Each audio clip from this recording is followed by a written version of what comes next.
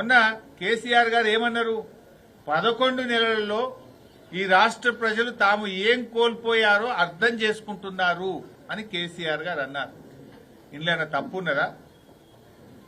ఈయన రేవంత్ రెడ్డి అంటాడు తెలంగాణ ప్రజలు ఏమీ కోల్పోలేదని, పైగా ఎంతో పొందారని రేవంత్ రెడ్డి గారు మాట్లాడుతున్నారు. ఏం పొందిండ్రు నాయన? ఏం పొందిండ్రు? నేను చెప్తా, లెక్కలతో సహా ఆధారాలతో సహా ఏం కోల్పోయారో నిరూపించడానికి నేను సిద్ధంగా ఉన్నా.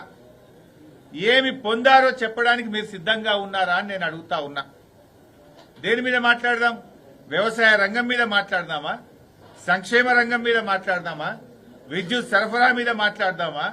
సాగునీటిపైన మాట్లాడదామా? త్రాగునీటిపై మాట్లాడదామా? విద్యపై మాట్లాడదామా? ఆరోగ్యంపై మాట్లాడదామా? అప్పుల మీద మాట్లాడదామా? ఏ టాపిక్ మీద మాట్లాడదామో నేను చర్చకు సిద్ధం.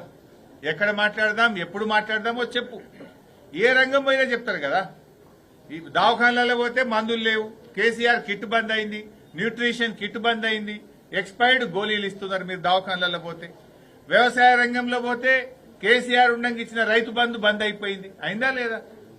కరెంటు రంగం చూస్తే రైతులకు మున్పట్లాగా కరెంటు వస్తలేదు, కాలిపోయే మోటార్లు, పేలిపోయే ట్రాన్స్ఫార్మర్లు, మళ్ళా వచ్చిరాని కరెంటుతో రైతులు గోసలు పడతా ఉన్నారు.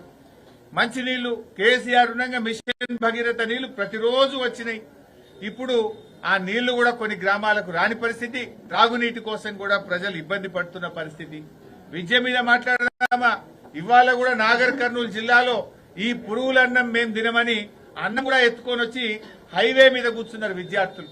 ప్రతిరోజు ఎక్కడో ఒక దగ్గర విద్యార్థులు రోడ్ల మీద కూర్చుంటున్న పరిస్థితి. ఒక ఆదిలాబాద్ జిల్లాలో 92 మంది విద్యార్థులు ఆ విష ఆహారం తిని ఆసుపత్రుల పాలైనరు.